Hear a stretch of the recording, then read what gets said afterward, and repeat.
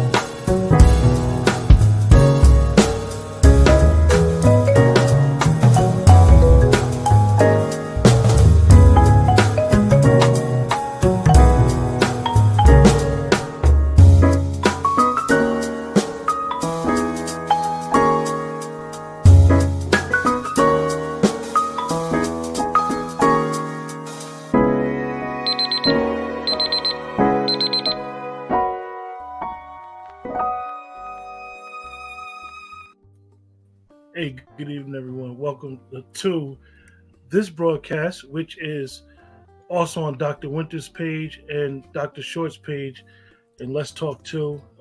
I really can't say much. For me, I like to always be authentic and real. I'm just going to sit back and let the elders do what they do. I mess with Dr. Short all the time. Our age is not too far from each other, but he's still an elder. Not really. And then we got, Dr. Winters. And I must say, Dr. Winters, for most of you guys that don't know, my father was born in 1951 at Cook Memorial Hospital in Chicago. Him and Dr. Winters are the same age. So we alumni, baby. We alumni. When he comes around, I just sit back and just be in awe. And I might blackmail him one day about his black book. I'm thinking about it. I don't know if I want to do it yet or not. So that black book, I had to give it away, man. Tonight's conversation, gentlemen, is Black leadership. Do we have it? Does it exist? Is it the code? Who enforces the code? When one of us get out of pocket in regards to the code, do we need a face to be our leader? Dr. Winters, you are our senior, sir. I think we need a face to be our leader. I want that face to be the brother from South Carolina. I want him to be our known leader. And I want them to shoot his ass. I'm sorry. Well, can he have catfish nuggets as his last meal? He can have some catfish nuggets, and he can have a whole damn catfish fillet. But I'm tired of these brothers, man. I'm tired of these. We don't have any leaders, and we're not supposed to have any leaders. We're following Nellie Fuller. Nellie Fuller said, "Let the code be the leader." But the problem is that we got all these people who pretend to be leaders. We got the congressional black talkers, and the congressional black talkers, they're doing nothing at all in a sense to show us any type of leadership. You know what I'm saying? We need some people to speak up for reparations. We need some people speak up for some damn Pampers. We need some Pampers for these baby mamas. We need something for everybody. But the thing that hurts me the most is we don't have any people that really talk about our issues. We don't have any people, in a sense, who are really trying to go to the media to try to get something done to help the FBA community. And I think that this is something that is that's terrible. That's terrible. And here in Chicago we got Johnson. I didn't know the brother grew up in Elgin. I thought that he was a Chicago lad. And you got these people, man, that they're afraid. They're afraid to do something about this immigration. In Chicago, 44% of the people, 17 to 30 are out of work. 44%. And yet they're bringing in these immigrants, and yes, it's a lot of, that stuff on Biden. You got to understand, Every Friday, Biden tells you they make it look like the unemployment rate has went down, and then the next week they correct the total. You didn't know that? You know, they make it look down. So Friday they do a progress report, and then Monday, Tuesday they say the numbers was jacked up. Yeah, they say them numbers were too low. But see, this is all to kind of try to fool us, because you know we've been fools for so long. You know, back in the day. See, what happened is that we got social media now, and see these brothers. You know, they've been used to hiding in the White House. They've been hiding in a sense in the motel. They've been you know, trying to find some way that they can, you know, disguise themselves. But see, luckily we got, you know, Dr. Short, and Dr. Short is exposing all of this mess. You see, there's nobody following the code that is supposed to be a leader. You see, you know, nobody's following the code. What do you think, Randy? I mean, Dr. Short. Well, you can do whatever. Look, I think that the real problem is there are not enough people that go after real and fake leaders. If you ever watch any old clips, whether you like Martin Luther King or not, whether you like Stokely Carmichael or not, you'll see Stokely Carmichael cussing and screaming at Dr. King over being, you know, weak. Dr. King doesn't get a moment's rest. Whenever Stokely gets around him, he tears into Dr. King about what he's not doing. It used to be a time in our community when somebody was trashy or not performing, that they would be criticized, they would be harassed, they would be made fun of. The year before last, I could point to people. One of my best efforts is that when Sammy Davis Jr. hugged Richard Nixon at the Republican National Convention in Miami, Florida in 1972, Black people staged an anti-Sammy Davis riot. Black people destroyed Sammy Davis records, canceled his bookings, threatened disc jockeys were afraid to play his records because they're going to get their ass beat over playing Sammy Davis.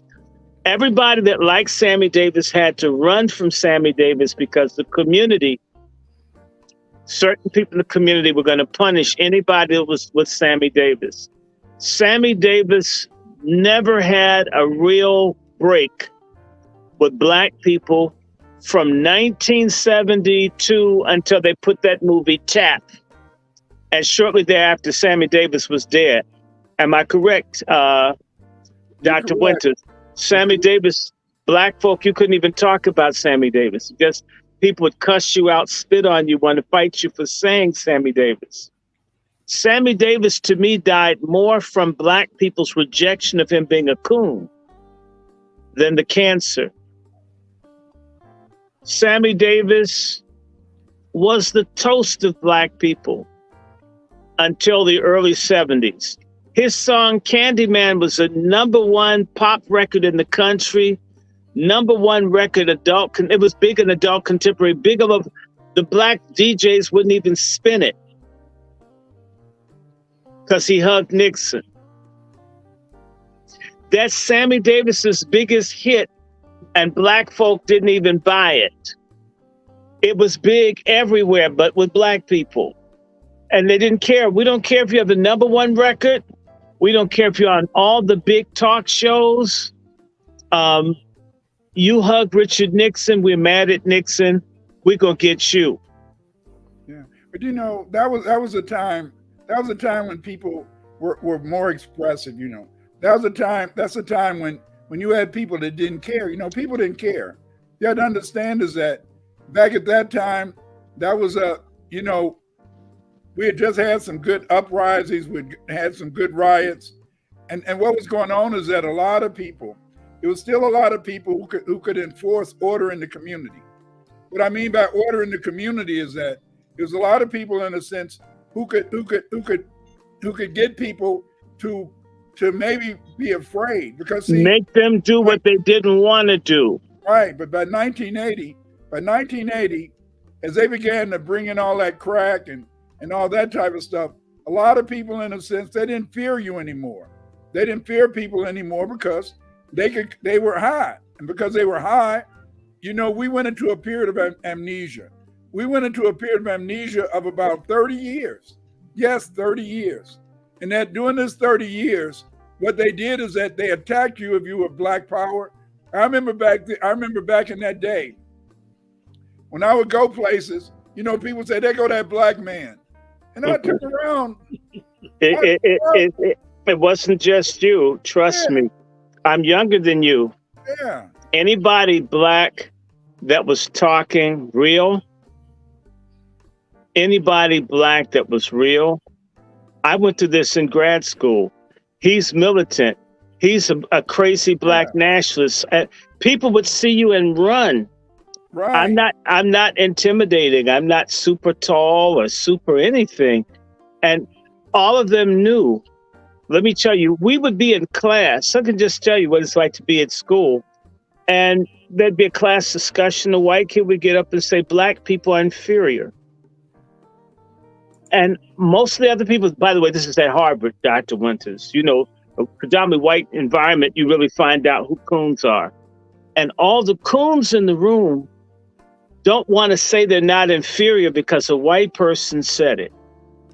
In this instance, the teacher was Black, but still they didn't want to say anything because that white kid could come from an important family or he'd get a reputation for being outspoken.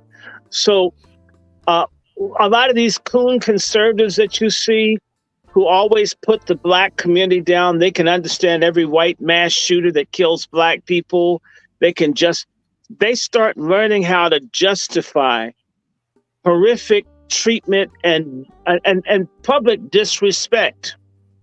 And these folks start saying these Black people are weak. If you corrected someone white and checked them, they would never sit near you to say to white people, I'm not with the Black person that stands up to you. Please see me as different from him. I remember, you're familiar with Source magazine?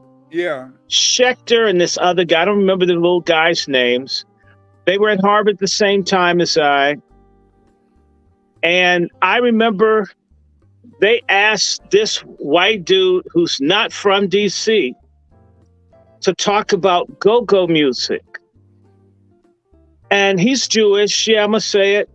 And he says, well, go-go music, it's music from Washington, D.C., and it's mostly slow. And by the way, people like this bitch on the Supreme Court that I went to school with, the one that looks like a catfish with glasses, the kinds of stuff that could be said of Black people, and they wouldn't say anything about it. They would just sit there and prove that they could handle what's called constructive criticism. It's always constructive when people are talking bad about Black people. Say something critical about, say, GCPs, how they have a disproportionate rate of mental illness. I don't know why, or Tay-Sachs, or other things. That would be seen as racist, bigoted. How dare you? And you could hold up a publication printed by their people, and still you shouldn't say it, because in reality, as a Black person, you have the right to criticize nothing. Nothing. Be glad that we tolerate your existence. You're so repellent. Let me tell you something. So what I said to Schechter, if I'm correct, I said, go-go is fast too, white boy. And all the Black people gasped. People literally ducked to try to, he was white. I didn't call him a name. I said, white boy. Right. Let me tell you something. Source magazine was launched by as much as 4 or 5 years of free labor given to 2 Jewish gentlemen from the Philadelphia area. They would not create a Black magazine for hip hop music, right, but would get behind Jewish folks who couldn't stand Black people, and worked for free for years. Yeah. For not a week, years, to launch Source magazine. A lot of people that helped never got jobs. They threw those people away. But And you know what? They'll walk around and say, I helped launch the White magazine. And so I'm talking about Winters, my generation, though some of them a little younger than me, some of these weak-ass exers, their parents told them, and in fact, a lot of them are half Caribbean and half African, or half white and half whatever. It's always that's a big part of the mix. If you just suck enough crap out of the asses of people who hate you, they'll accept you over other black folks. So I'm telling you, you would see people carry white folks' books and all like slaves. Yeah. And they thought doing this would make them accept it. Okay, this is so alongside this growing, extremely anti-black white generations, the Xers and all of that, you have this super weak go along to get along. Yeah. They haven't seen a white ding-a-ling they wouldn't suck on. That includes all you hip-hop people. If it's to make it would have been unheard of in the 70s and 60s for someone to demand a blowjob from so many artists and people go along with it. That's unique to this post-crack or this crack generation where just everything became trashy. We had drag queens, but they weren't the majority. We had studs, and studs weren't the majority. We had sellouts, and sellouts weren't the majority. You couldn't kill someone or come close to killing someone like what happened with Michael Brown, and you had all those legions of black people watching him bleed out on Canfield Drive Avenue, and they didn't do anything to the police. Yeah. I mean, that would not have happened even in a place like Birmingham or Selma. So there's been the traitor leadership of black people that really came in under two things.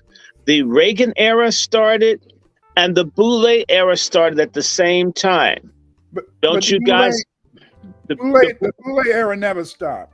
The Boule era but it went into remission. Let's be honest. Okay. The Boule had to join the black movement or else be left in the dust by the black folks that woke up.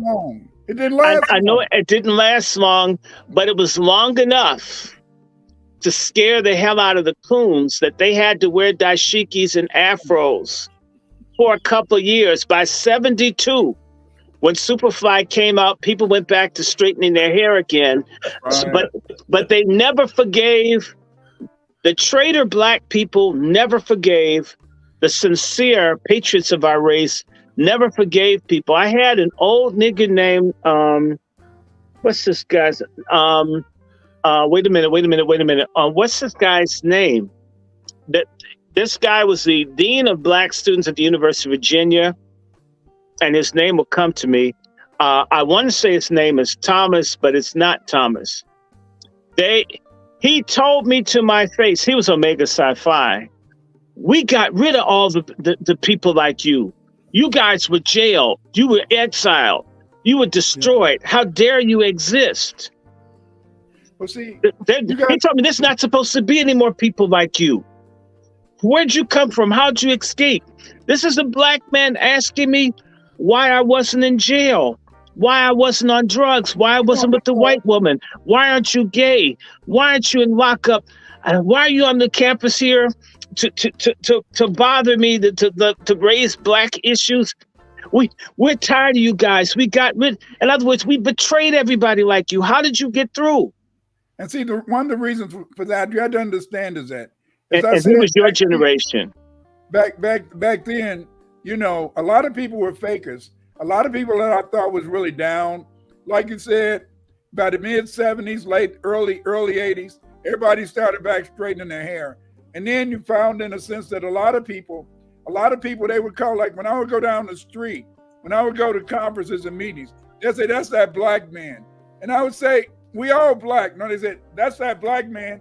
And they would move away from you. See? And yeah, that's what I'm saying. I had the same experience, Dr. Winters. When we would get to campus they'd say, there's another one. There's one like you.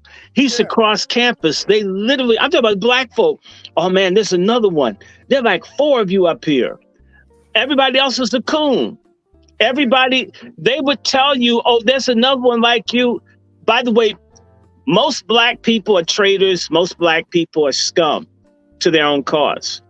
They literally knew anybody black that had any desire to stand up. They had typecasted them as bad people that should be shunned until they had a problem. There was a white gentleman attacking black students on Howard's campus, not at a predominantly white, well, Howard's a white school too. And these guys were being threatened by this white nationalist that was a student at Howard, probably on a full scholarship because he's a minority. And when they finally got tired of being harassed by him, they came and asked me to help them because I hated white people. We need your help. Yeah. Okay, I talk to Brother Q all the time. Does it sound like I walk around with hate for any group of people? We talk all the time. I sit up and say, white this, white that. I mean, I joke, about black people's sickness about it, but just a generic animus towards everybody, whole groups of people. I don't have the time. But they knew, Dr. Winters, the children, the Xers, whose parents told them, we got these doors open. Damn it, don't you go out and march. Don't you speak up. Yeah. You just get a job. You get a white girl. You do. My mom and daddy told me the same thing. But it was different because, see, you had to understand this is that they learned early. They learned early by 80. They did not want any urban. They did not want any urban black men coming to college. Because of the urban rebellions. Yeah. They didn't want to come from Cleveland, Chicago, Philadelphia. They started getting black kids from the suburbs and bringing them to the colleges. And black females. Not just black females. When I was at Illinois, they found purposely, I'm not prejudiced, but they purposely found gay men. I don't know how they found them. We had a whole freshman class. They unzipped their pants. Who hates Malcolm? Come get it. I don't know what they did, but see, what they did is that. Well, they're doing that to get the record contracts. Yeah, but this was back in the 80s, man. And in the 80s, that's when it started in the record business. Yeah, but in the 80s, a lot of Afrocentric people, a lot of people who were Afrocentric, what they did is that. They started in a sense really being slick, because see, a lot of the so-called Afrocentric people, the people in the 80s, Ira Carruthers and some of that ilk, a lot of them, they were really boule. They were really boule, and they wasn't really black power. And see, the thing is this, that they pretend they were black power, to accommodate us because we were young. But see, once the 80s came and the crack epidemic started, they started in a sense doing underhanded stuff. For a while, you would not believe, Q. They had told people that I was dead.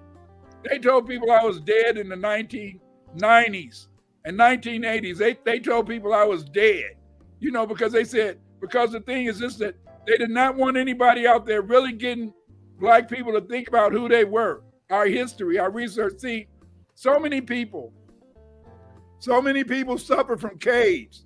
That's culturally acquired immune identity deficiency syndrome.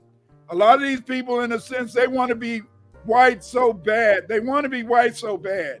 And because they want to be white so bad, then they will do anything, in a sense, to be white. And the best way to be white is to keep a nigga down. They feel, in a sense, is that if they can show you that they were against people, that's what Dr. Short is talking about. Yes, exactly. These people, because in a sense they want to be considered whitish, they want to be considered, in a sense, a true believer, they would attack people like that. Because people like Obama. That's what Obama was doing at Harvard when he was a student. Obama was supposed to do that because Obama was not part of the community. He was not part of the grassroots. That's what got Gaddafi killed. Just because Gaddafi saw a black face, He thought that Obama was a foundational Black American, and he thought that things was gonna change. They gave that brother a Nobel Peace Prize. They didn't know that he was not of us. You see, he was a descendant of the Black Huguenots. You know, he's a descendant of the upper class, the bourgeois. And see, no matter what we say is that the bourgeoisie, the Black bourgeoisie, are enemies to the people. And the reason they're enemies to the people is that they will go along with you for a while. They'll pretend that they're down. And then as soon as you turn your back, and they can get somebody to stab you in the back, you're going to be down. You know, they started getting people put in jail in the 80s. People started getting killed, you know, because the fact is this is that they did not want to really be supported. What I had to do is that during the 80s, what I did, I stopped writing. I had to stop writing stuff dealing with African history and Afro-American history. I had to start writing on Dravidian history over in India. Because see, the brothers over here, they had decided they were gonna keep people from hearing my stuff because they didn't really want Black people to be Black. See, they didn't want them to be Black. They knew they couldn't be white, but at the same time, they knew they couldn't be white. They wanted to make sure in the sense that they kept us feeling inferior.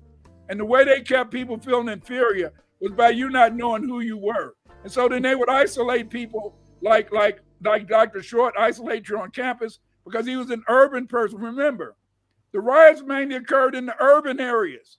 It was not country people. You know, they started in a sense giving people who went to school in the country folk, they gave people from the HBCUs, they gave them jobs.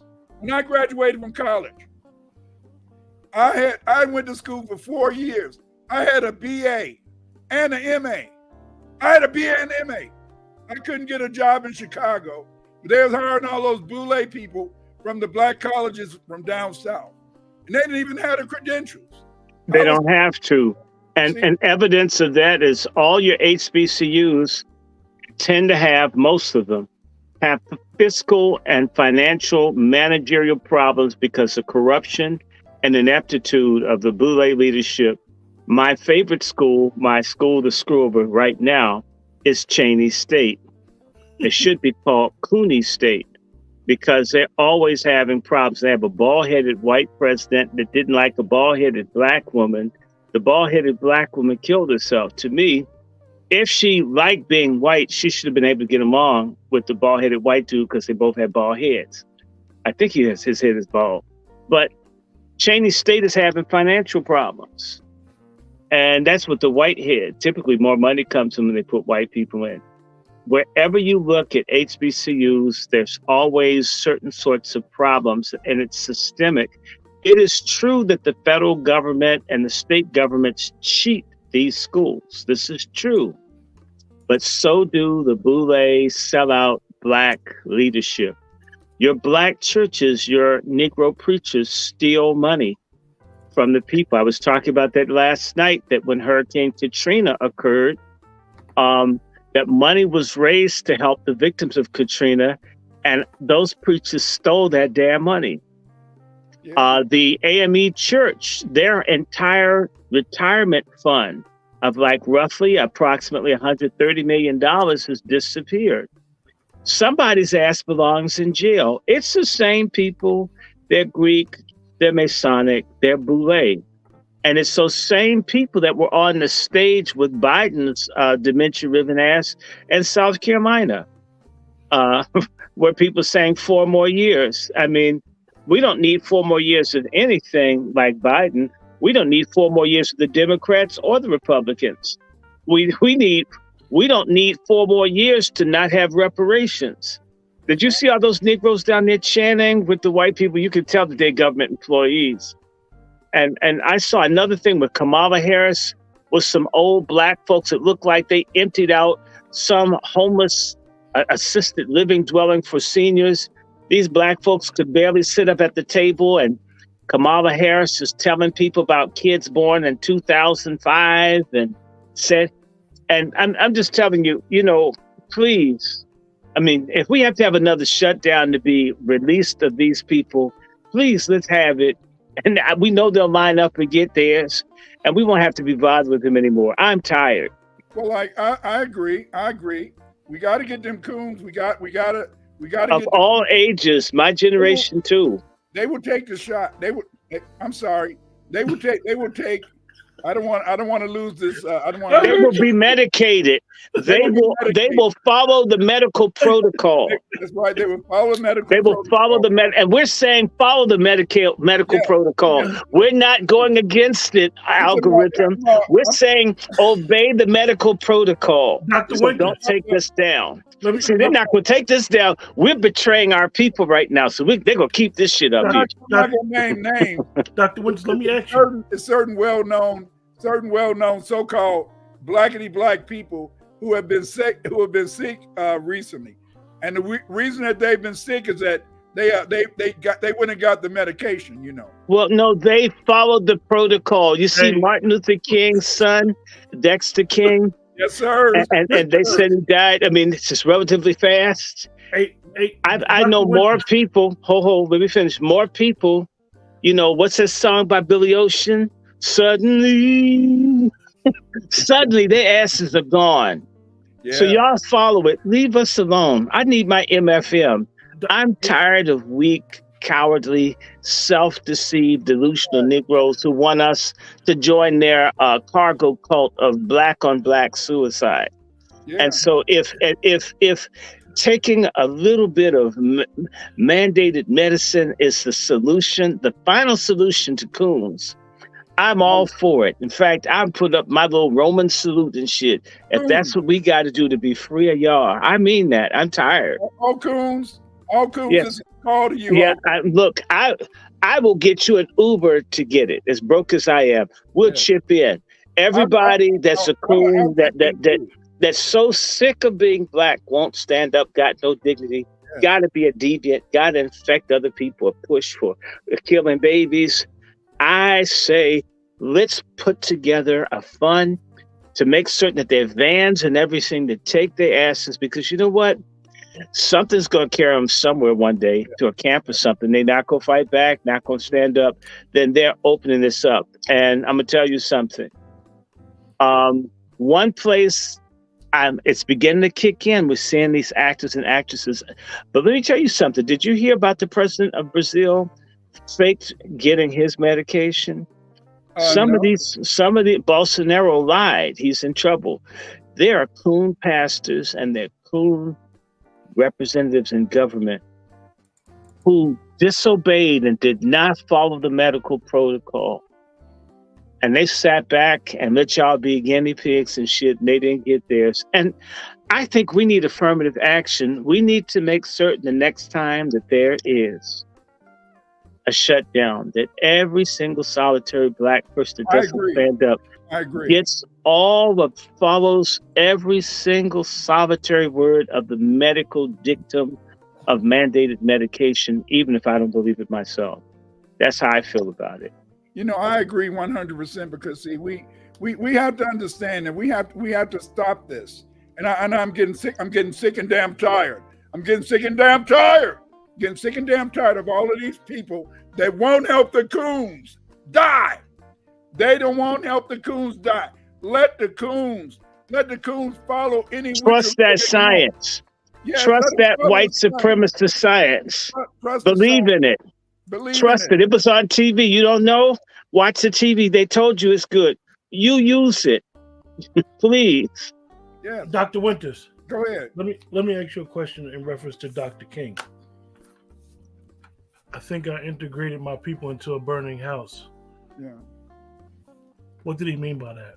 What he meant by that is that by the simple fact that he encouraged people to be integrated, he meant that it looked as though we were going to be progressive. It looked as though we were going to get things out of the New Deal, but we didn't get nothing out of it.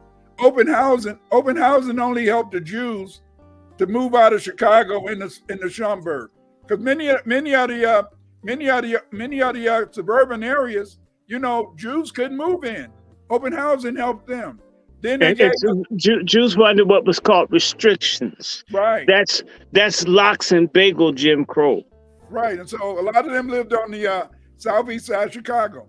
Then secondly, it says we were put into a burning fire because we didn't understand is that you could not stop. What they did is that, you know, what's the first thing? The first thing my mom and dad taught me, they said, Clyde, if you want to make it in this world, you can't let your left hand see what your right hand is doing. Martin Luther King, he lived as long as he was fighting for black people's rights. But Martin Luther King, he forgot. He started thinking that he was just as good as white folks. And the minute you think you're just as good as white folks, you're going to die. What do I mean by that?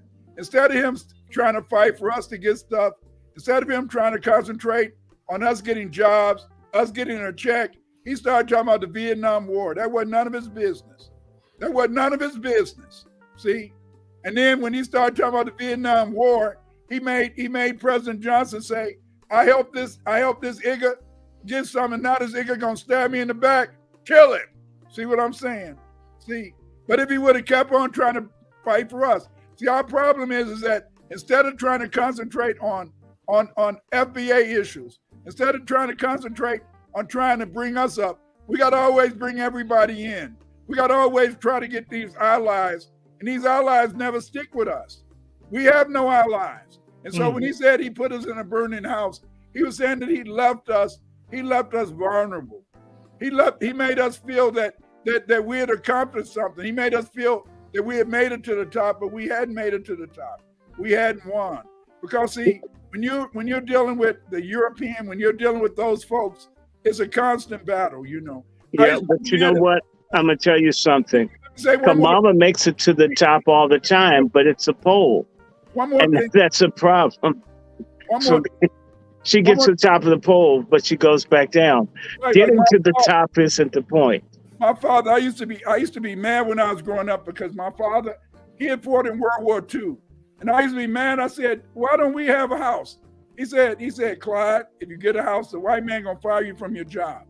And so then I didn't even know until a few years ago that they didn't allow black soldiers who fought in World War II to get the GI Bill. See, you know, you had to go to a barber college. And so then what I'm saying is that so we're always angry at each other. We're always angry at each other, and we're always blaming each other for the lack of progress, the lack of success.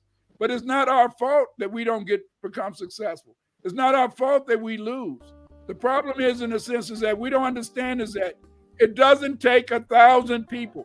It doesn't take every black person to be together. What it takes is a minority of people who want to stick together to fight for what's right, and it takes people to be on code. And that's why we're so lucky. We're a family. You're lucky to have a man like Dr. Short out here. Because Dr. Short, he makes us understand what's going on in terms of reality. Sometimes Dr. Short, he give us cod liver oil. Y'all don't know what cod liver oil is. He give you cod liver oil.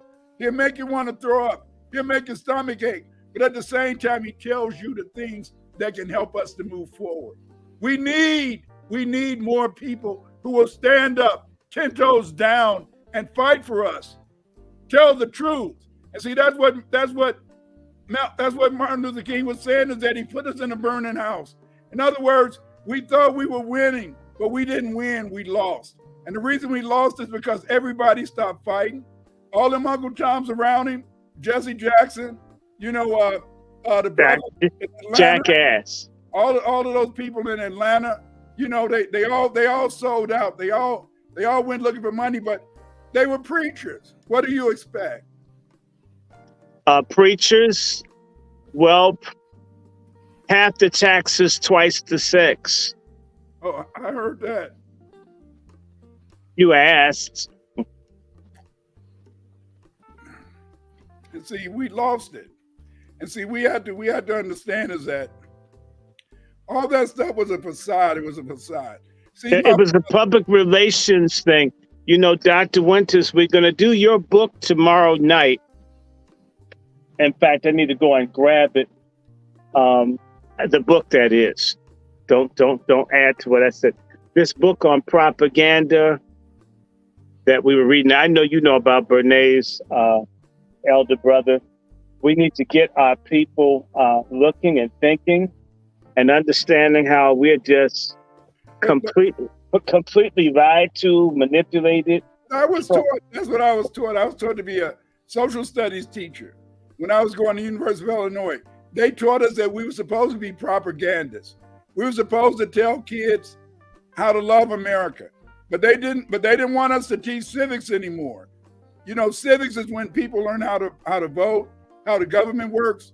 By about 1982, they didn't want us to teach civics anymore.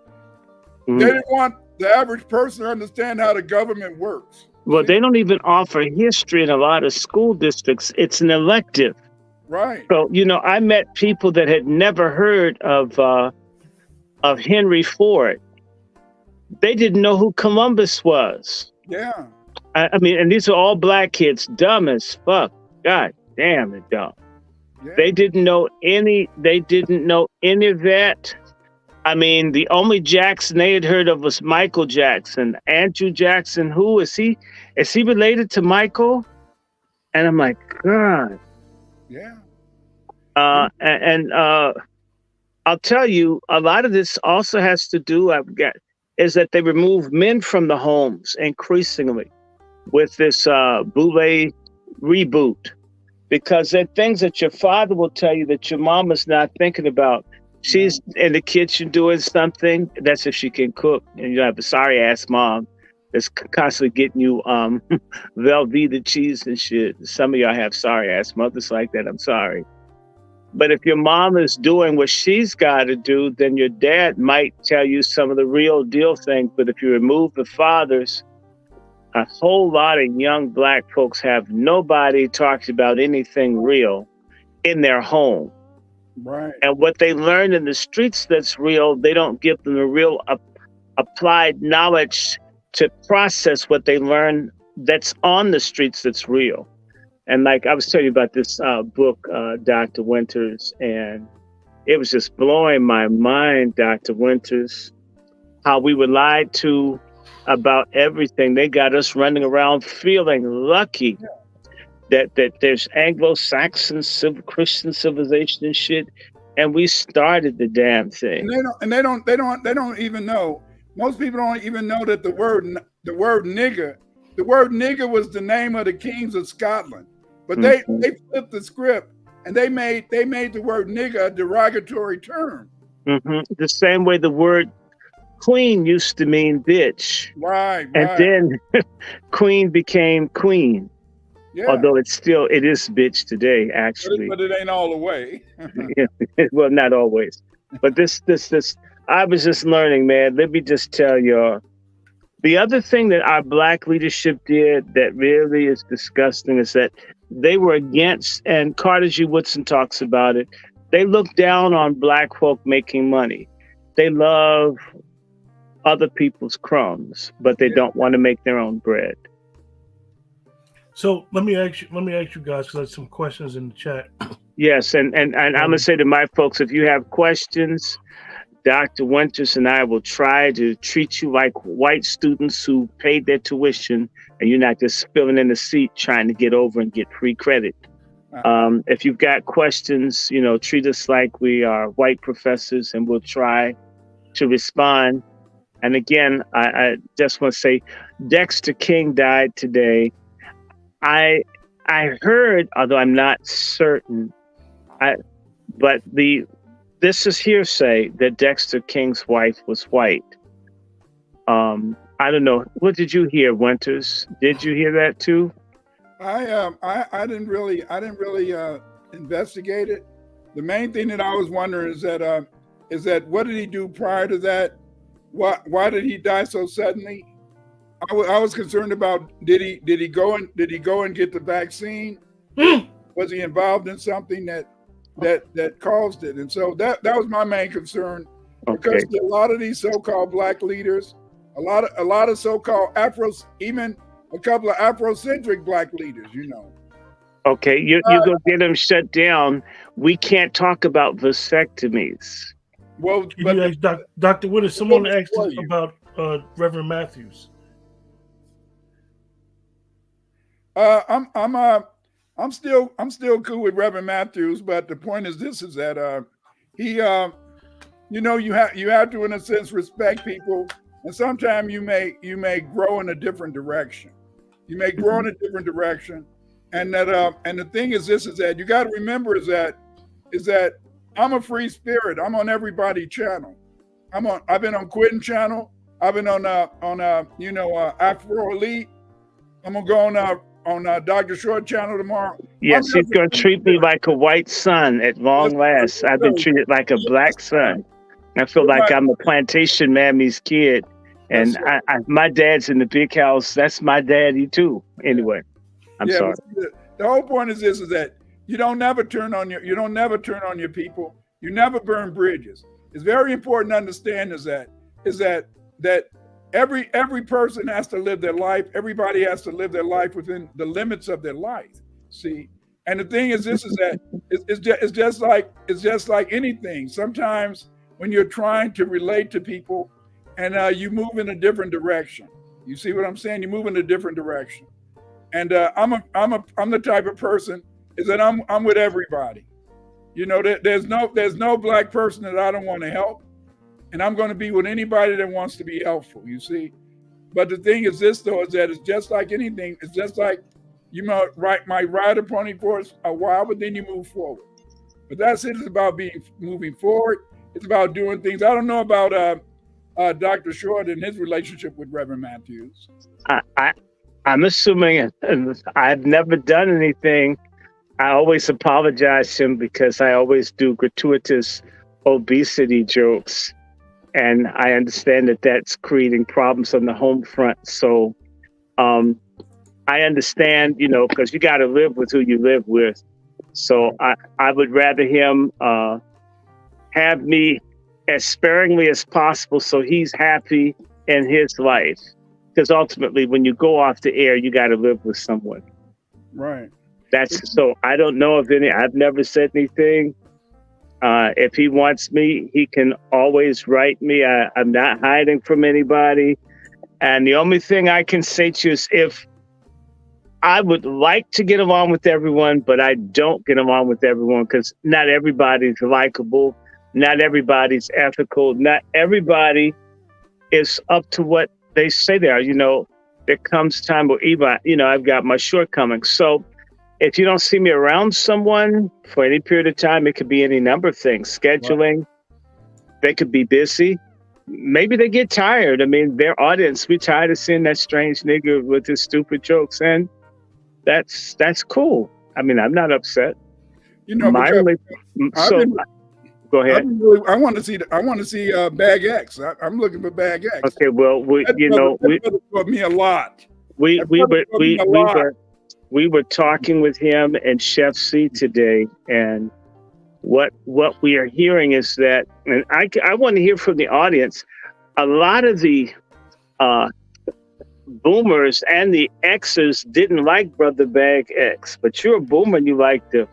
Because, I have a Brother Bag X thing on the channel, and it's the second from the worst performing video on my platform.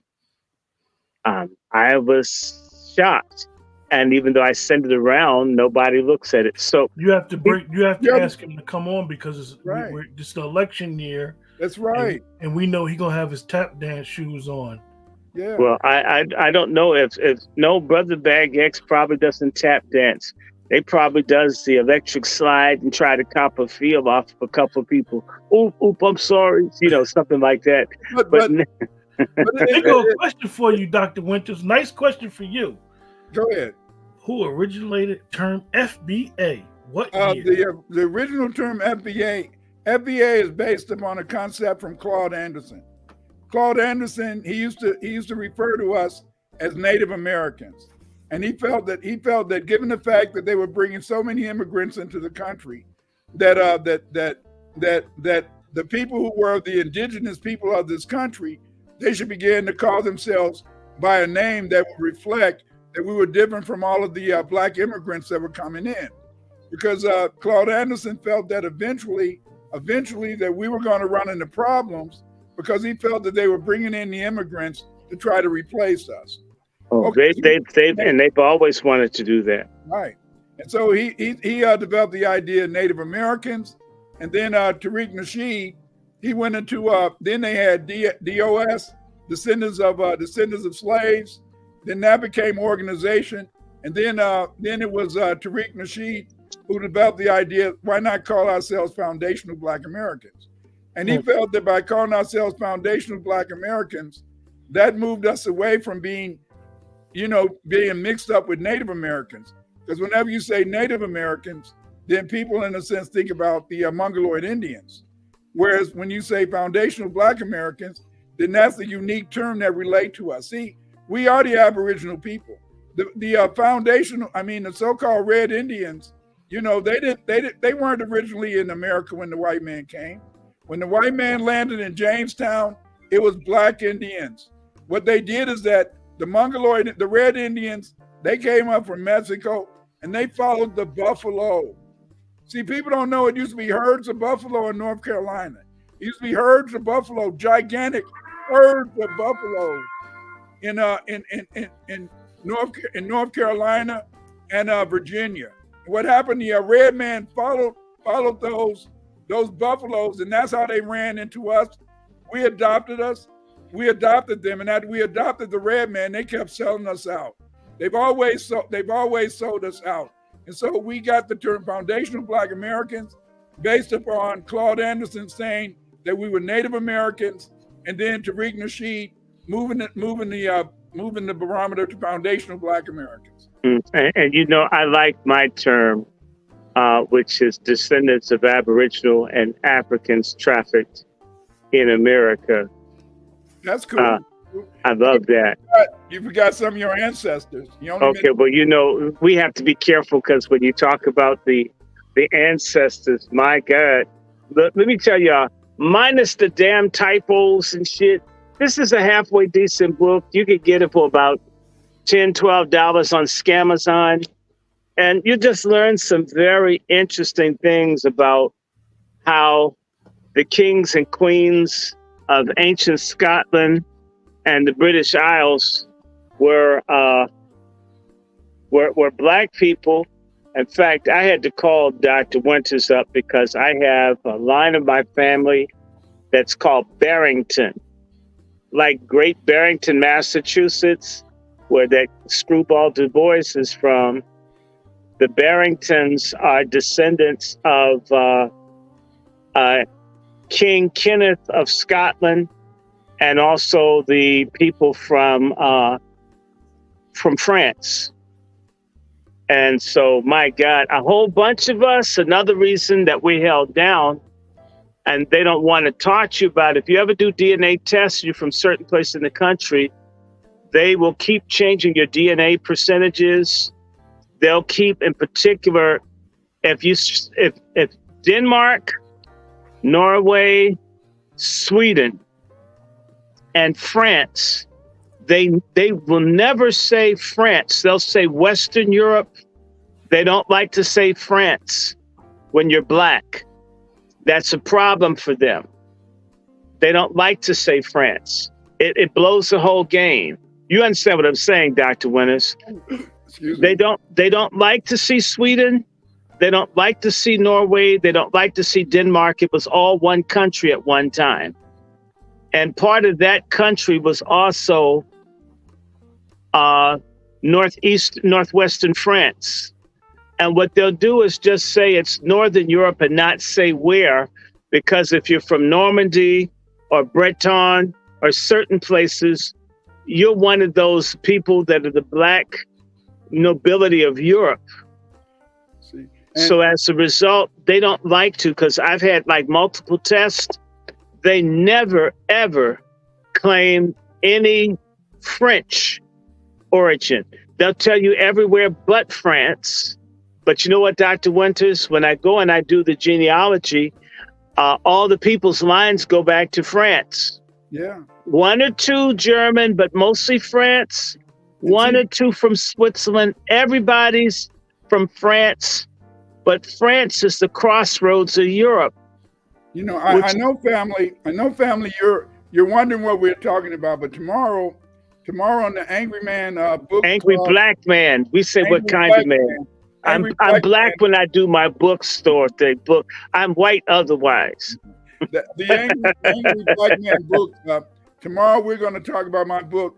I'm gonna get it. Blacks in Europe, and on top of that, we got the #1 genealogist right there, and that's Dr. Short. And Dr. Short is going to tell us about how he's been able to trace his ancestors back to the 8th century.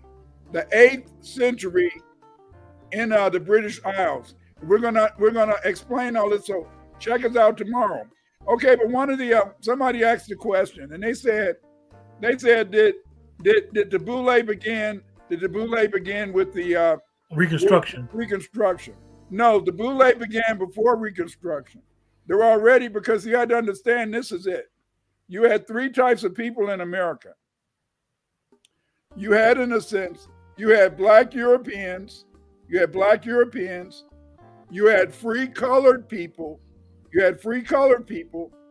you see, and you had free sub-Saharan Africans. Thank you. Yes, that's my book, But and the point is this: it's a white book. Right. The free colored people. I want to explain to you that the free colored people were not people who had been freed from slavery, who had been sub-Saharan Africans. The free colored people back in the day, that was the name that they gave to the Aboriginal people that they didn't enslave or put on the plantation. But then you had many black people who were Europeans. And see, after 1700, they began to put into law that there was a difference between white folks and black folk. And many black Europeans had phenotypical, features, big lips, wide noses, dark, some light. But the point is this, is that they were considered black. And so because they were considered black, they became the first Boule. They were the first people, in a sense, to try to interact with white people. Sometimes many of these people even became slave traders and stuff. Yes, they traded in slaves, but they were black people. And so then when Africans were freed from the plantation, they didn't join that community. They joined the free color community.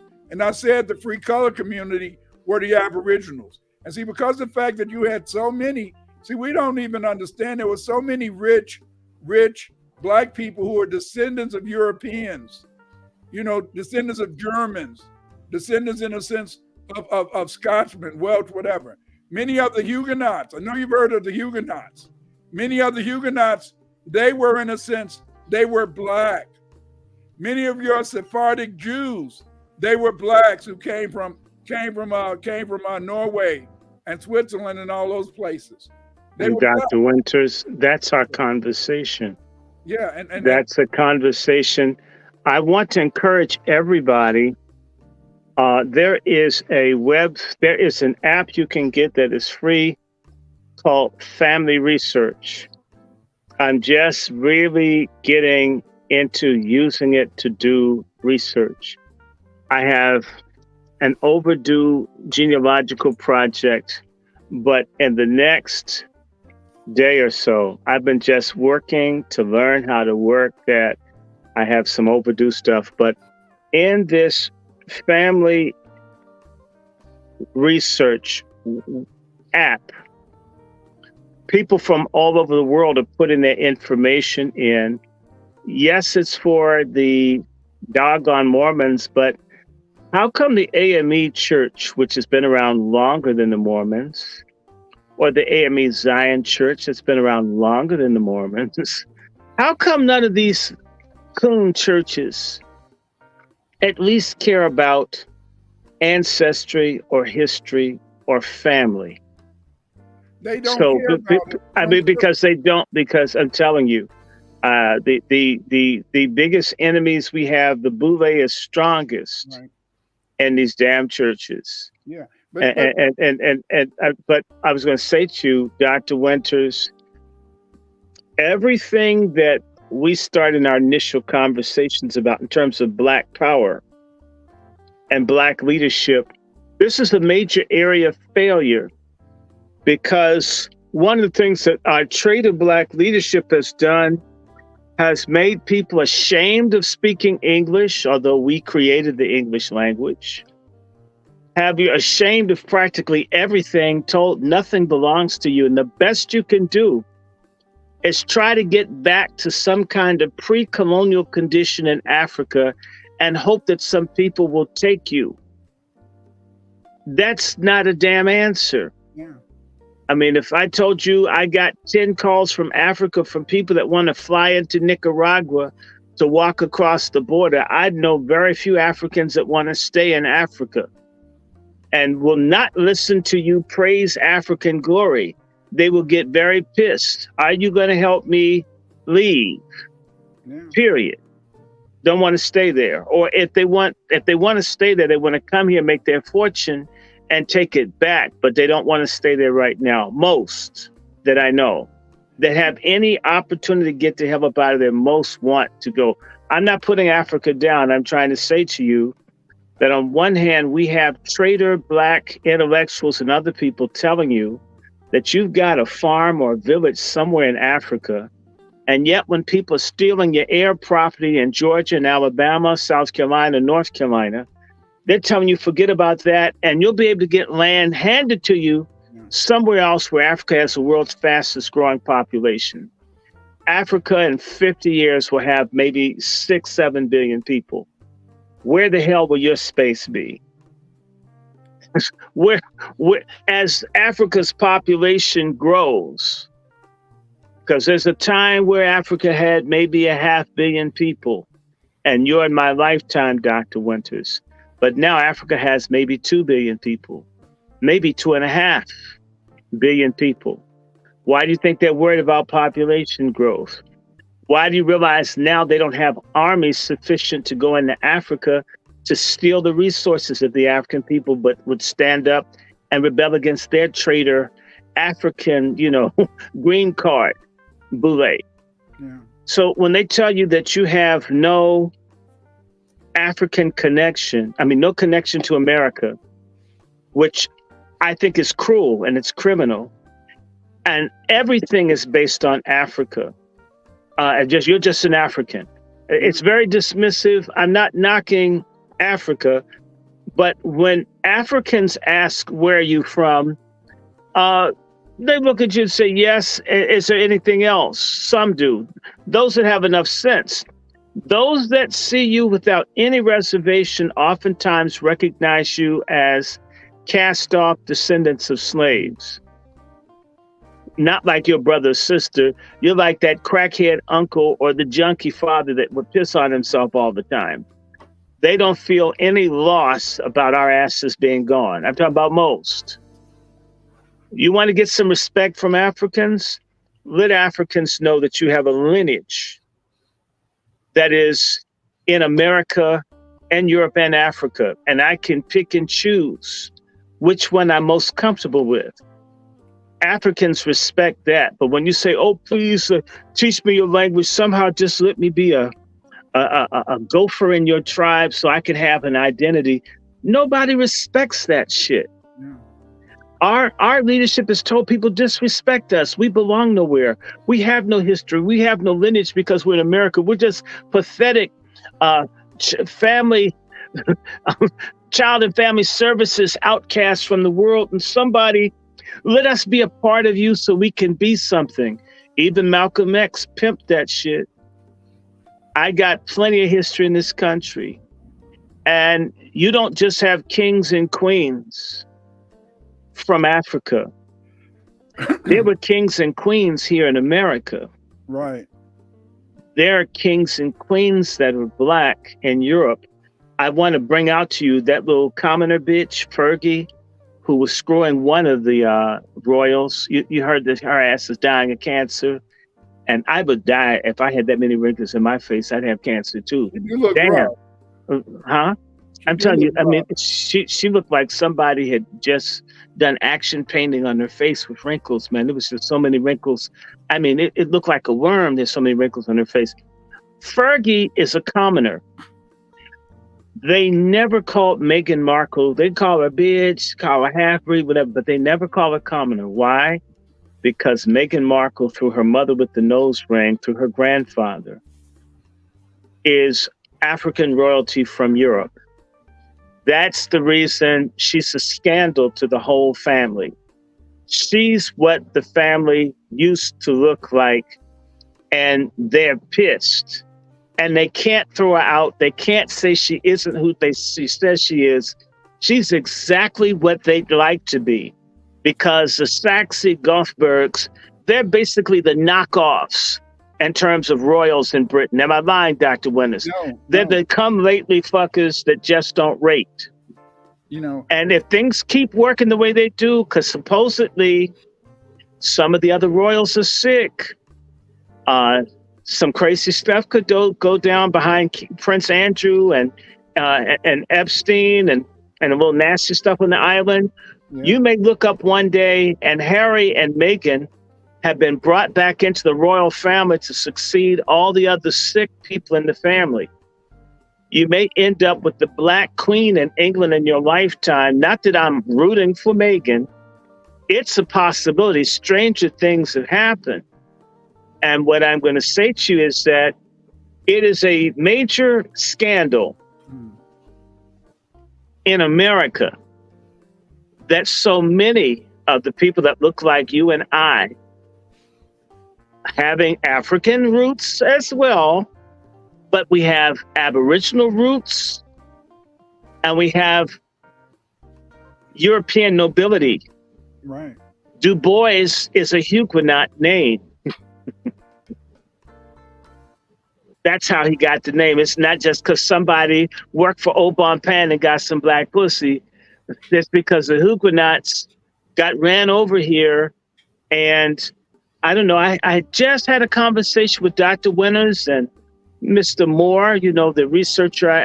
And we're talking about Huguenots, and I go and I look, and damn it, I've got some Huguenots. I've known about them. They all got fucked up on St. Bartholomew's Day. I mean, it's like, okay, some white people killed each other. It's none of my affair, right? Until you find out, damn, those people or like high yellow Negroes that got taken out because they were a threat, that's your history. The scandal that is known in Europe. Yeah. Why do you think Hitler sat down with the black man and talked to him about how badly treated the black people in America were? This is Hitler, and how black people should fight white people. The other people know. The only people that don't know who they are us. Right. We've got the Hebrew line. That's why people bother us about that. And as I said to you, I'm just telling you straight. Some of us don't have one or two lineages of African nobility from Europe. Some of us have dozens of lineages where, because if you go back in the family, everybody marries and breeds and so forth. The further back you go, the more you find. This is what I'm saying to you about family research. The further back I go, the more nobility I have found. It didn't go down, it went up. And some of the names started looking Arabic. Remember I had that conversation with you, Dr. Wins. I already told you where you're going. What am I doing? Where you going? I got a damn Muslim name. How did these damn Christians get Muslim names in Europe? Oh, you where you going, didn't you? I'm not involved. I'm going to just, everybody's white, blonde hair, blue eyes. Damn it, I'm going to find all these. And the further back I go, people, the more royals I find. So what I'm saying to you, part of the failure is to tell us of how worthy we are of reparations and then some.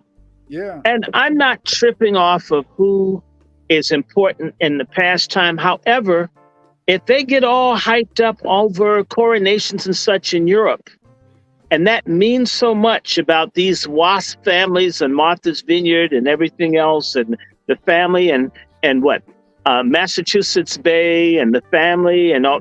Well, sisters and brothers, I had family in Massachusetts Bay in the 1600s. I had family that started colonial Rhode Island and colonial Connecticut and colonial North Carolina and colonial Virginia and colonial Maryland. And I believe colonial Delaware too. And I'm like, oh my God, Does that mean that me and my family that are regular Black Americans are no problem? You mean we constitute under their custom, their ruling class? If it's based on a bloodline, if that's how Obama got in the White House, if that's how Bush and everybody else did, then I'm in a family full of people eligible to be in charge of this country. And since we're all related, we're supposed to rule this country. And the Bible says the first shall be made last, and the last will be made what? First. That's why they hold us down. And this is why Black leadership that doesn't teach people to compete and to fight and to demand all of what's theirs is selling us short. If you had told me 3 months ago that the Hudson River and the Hudson Bay is named for my damn grandfather, I would have cussed you out. Yeah. If you had told me Princess Diana is my cousin, I would have said you're crazy. Come on, I'm Black, man. Leave me alone. In other words, the world belongs to us. We're the only people that think that we belong in a ghetto, confined. And maybe somebody in Africa will have mercy on us after we bought all their kente cloth and shea butter and kissed their ass. They'll kind of like recognize us as part of their slave trading dynasty. We're above all that. And I'm not knocking and embracing Africa. Don't get me wrong. Africa fits into this too. But when we deal with Africans, we have to come in dealing with Africans as major players, not as a toilet tissue that they wiped their ass with 400 years ago. And we need them to convey identity on us. Because there's a lot of shit in Africa that's not rocking. There's a lot of stuff in Africa that's not cool. I'm not saying all of Africa. I'm not casting aspersion on the continent. I'm only saying you've got a legacy right here. Right. There are a lot of people that don't know their family back 2 or 3 generations. You meet Africans, let me tell you how raggedy certain African families are, until a lot of people run around telling you they're one thing because they only know one half of their family because their father's got so many different mothers. So you can call yourself what? A Mandinka, and didn't know that the Mandinka are related to the Mindi, and all of these are basically offshoots of various families with different names, slightly different dialects, and they don't really know it that deep. So, I mean, Africa, part of the issue is a great degree of dysfunctionality in contemporary African society, and I'm not picking on Africa. I'm not mad at Africa. I love Africa and Africans, but I am, as I said to any African, I'm at least significantly part African. But when I do my history, and I was looking, Dr. Winters, going back on all the people, and the only person, my grandmother, great-great-great-grandmother, said that her father was from Africa. I know that there are others, but that was the only person that I ran across that said, my father's from Africa. Everybody else, I don't know where my father and mother's from, and because a lot of them are Indian, and there were Black Indians here. In fact, the Black Indian piece is very important because not only do they owe us reparations, they owe us some goddamn land. They can give some of these parks and shit to us because it belonged to our people. And that's one of the biggest struggles that we should have, is for recognition. The standard for proving that you're a member of a tribe is based on the very records that these people destroyed. They burnt up all the records so you couldn't fulfill the evidentiary level to make a demand. That's another level of reparations that we're owed. And we've been failed. And I've watched Black folks, traitor Black leadership, run after these Mongoloid Indians and kiss their ass, and you're our brothers and sisters. These people can't stand them. Same way they run after intersectionality with other peoples of color, gays, stud, lesbians, you know. In fact, I wish I could impale all the tongues of the sisters in the caucus so they could be more happy in the gay caucus if they all had tongue rings. They could all fit in there and clack together when they voted. But the thing is this, like I said, is that we're going to get into this in detail tomorrow night. But as I was telling you earlier, is that because the fact that we had so many Black Europeans and they were the boule. They had money. They had money. They had status. And they had the slave trade going too. And many of them, were light skinned. Some were dark. And what they did is that they were the first boule. What happened in a sense, as I told you, the free colored people were not former slaves. The free colored people was how they identified the Aboriginal black people, who was in the sense they were free and they were colored, but they didn't want to call them in a sense Negro. And what happened is that after the Civil War, the blacks who were descendants of the Europeans and some of the black people who were ministers and stuff like that, they became the boule. They began to send their kids to the black universities. They began to establish the businesses, and that's why if you listen to Karen Hunter on Saturday and Greg Carr, all they talk about is a boule history. When they talk about, they say, okay, this or that person was great. Then they start talking about all the black people before them who were ministers or entertainers. And so, see, the boule has always been out there, and the boule has always been treacherous against the grassroots, because see, the grassroots people, they see them as beneath them. Slaves. They see them in a sense as people that they should exploit. And so then the boule will go along with you for a while. And so the boule today has at least years and years, hundreds of years history in the United States. The boule just didn't begin yesterday, you see? And that the boule was basically, in a sense, back in the day, many of the boule people, because they were descendants of black Europeans, because they were the descendants of the Huguenots, because they were descendants of the Sephardic Jews, because they were descendants of the crypto Moors, what they did in the sense is that many of them were Catholics. Many of them were Catholics. Whereas the majority of grassroots people and Aboriginal people, we became Methodists and Baptists, you see. Wait a minute. The founders of the Baptist movement in England, one of the last names is Brown. The Browns moved from England to Rhode Island in the 1630s. What? Why? Because Mr. Brown is my grandfather. He was a dissident Baptist. You heard about the dissident Baptists? We Negroes have been every damn where. We're in the middle of everything. Oh. I'm having to rethink everything. Yes. I'm just like, my attitude, people, towards all this history was, okay, America, at least most of it belongs to damn Indians. We don't look like them, but there were some of us here. They recognized we were mostly here. I had to redo that.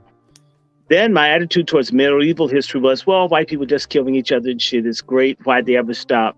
And they just keep stabbing and shooting each other. We would have never had the slave trade. Everybody would have been happy. Until you find out, goddamn, these people, King Arthur's a nigger, all of these people, oh my God. Even Robin Hood, probably the first thug. Almost everybody, because the sheriff of Nottingham, one of them was one of my uncles. I'm looking back, this is my God. That means that Western history is our history. It starts in Egypt, and that's why we're great. It ends with us. We're the last great thing in human civilization in terms of music and everything else. That's what makes us a unique people. In 1625, the first Black chattel European slaves were sent to America, you see, and they were chattel. That's one of the reasons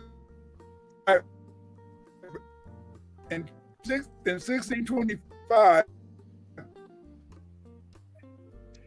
But see, they started kidnapping and enslaving the Aboriginal women, and many of the Aboriginal women they mated with the Irishmen and Scotsmen. That's how we got the names Winters, McCoy, McLeod. That's how we got those names. And that's how we got the expression Scotch bar, because they were cheap. That's right. That's how we got our names. our masters didn't give us no names. Do you really believe the way white people felt about us, that they wanted us to have their names? No, they didn't give us our damn names.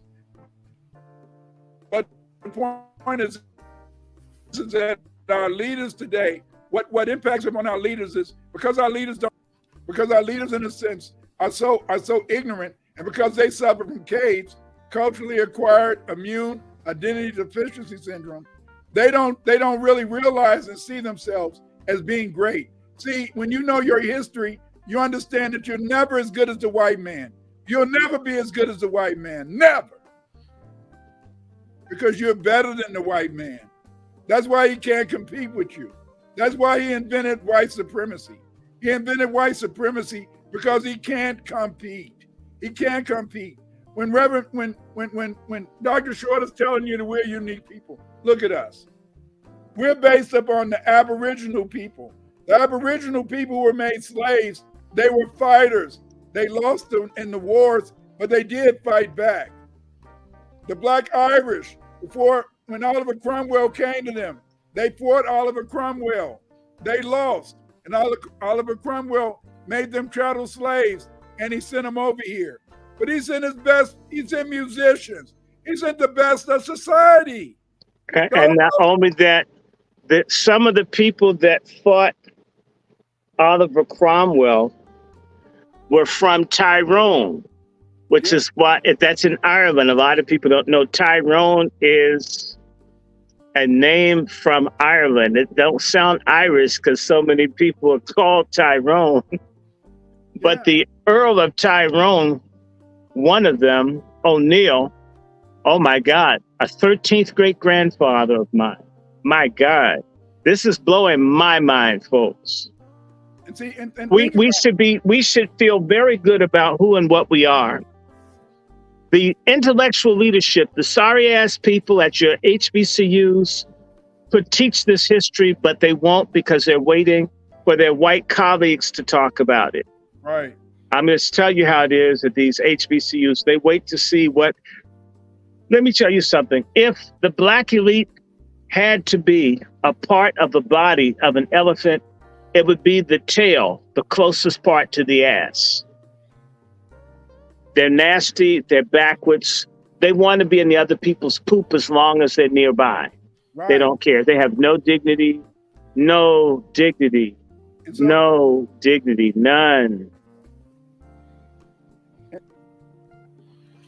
So, and I want you guys to like this. I'm going to stop for a second. You had the finest. These were the scholars. These were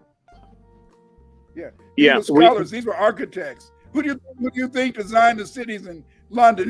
Who do you think made the cathedrals? Who do you think built London Bridge? It was Black people. And they sent those people over here as slaves. And then after we had the Aboriginals, after we got all those people from the Black Irish and Black Welsh, then they attacked African villages. They didn't bring Africans over here that were dumb. They brought Africans who had specialized skills. They brought Africans over here who knew how to smelt iron. They brought Africans over here that knew how to grow rice. And I want to tell everybody, if you're liking this, because we're kicking this off with Dr. Winters. We're kicking this off because this is like our new season. We didn't, because of our team player here, Brother Dome here, he stayed sick for like 2 months, so we couldn't do anything, which kind of threw us all off. He threw off our recording skills, but we're back. So this is a new season. If you like what we call the United Black Media, we're going to work together, as many of us as we can. And don't worry, we even are going to have some sisters that are not too cat oriented. We'll have to work on that. We're going to have the Wazies. We are going to be illuminating, working with everybody. And we don't care about people's private lives. So if you see Sister Eve up here, it's none of your damn business how she's living. It's her business. I don't know. I wasn't there. I don't want to understand. We want you to like Let's Talk 2. This brother has had the same number of subscribers for about 2 months. That's a goddamn shame. He needs to have about 2,000 people. So if you like Let's Talk to subscribe. Subscribe. You're going to see more. Dr. Winters is going to be with me. This is the Angry Black Men's Book Club. I will get back to, I'm telling you, like have books, be reading, going through books. We're back on schedule. We're now doing things, and you're going to see us doing, what's the thing? Pat Talk. We should have Wazi Speak, which is going to be all the angry Black women telling y'all, stop being feminists. We're tired of it. It's got to go. Of course, we're going to talk about books, and we'll be doing special things. And yes, for all of you that are religious, that are concerned about going to hell, we have something for you on Sabbath. We have Sabbath sermon, and we'll be talking about that. So, but Let's Talk to. Isn't that your PayPal? Can't they send you some Cash App, something? Yeah, they could do that if they feel that would help the channel. Well, help the channel. Let me tell you something. I've got very good news. I'm waiting to hear from Los Angeles. I've been waiting. We were supposed to launch internationally last year over a network called Diaspora Global. And about 4 people associated with the network died last year. Which is like, sometimes I just don't do stuff because so many weird things go on. We got back together, started talking about we're going to launch, and then the co-producer had a stroke on Christmas. What? Okay, they recovered from that stroke, had a stroke New Year's. And I just threw my hands up and says, damn it, I'll just wait. Because every time I get ready, get charged up, something kind of happens out of my control, and it held up us doing and going. So that's essentially Dr. Winters. We're going to be broadcasting in Europe. We're going to be broadcasting in Africa. We're going to be broadcasting in Latin and Central America. And if I can work it with my colleague, we're going to be doing things in America. I won't be able to cuss as much, so enjoy all the vulgarism while I can give it out. I'm going to cuss you out while I have a chance. So I won't be. I'll have to really be white, like Dr. King. I'll have to really get ready for integration. They do that, and I'll be leaving y'all in the hood, and I'll be using all those big words that I can't pronounce and you can't spell, but you know that white people like them, right? So. You'll be welcome. I'll give you updates. And let me tell you how wonderful people are. We did that thing last night on Let's Talk To. I just have to tell you this. And you know what came up? When I sent it over to England, the sound quality was so bad. Dude broke down and called me and says, we're going to buy you a mixer and some other stuff because you're doing really good stuff, but your sound is for shit, brother. And I mean, we can't have you have like this screwed up sound that sounds like a cat on LSD pissing in the hallway. We need you to have good sound. So someone decided to donate, and so I'm waiting for that, to donate sound equipment. I've had it before, but this time I don't know anything about technical stuff. That's why I couldn't even be a lesbian. I wouldn't know how to use a vibrator. I go somewhere, I'd have it on my head. No, it doesn't go here. It doesn't go here. Right. I'm not good with technical stuff. I don't claim to be good with technical stuff. But I will have someone coach me through the technical stuff so I can mix and do a better sound. And so, y'all been waiting. I wait too. I mean, like 4 deaths and 2 strokes. Wow. And I have no idea. Then Brother Quentin got sick. That's like, damn, everybody's dying at one time. Every time I start to move forward, something crazy happens. It might boggle your mind sometimes. Sometimes you just want to be cool for a minute and wait and see if it's going to work. But I like 2024. Everybody's getting exposed, like Nikki Haley's whore ass. I feel so good that it came out. If you screwed 2 people when you're married, you screwed 10. Come on, Dr. Winters. You screwed behind your husband's back twice. And those dudes had money, right? and you get lots of gifts and shit from corporate types you find on their plane and such.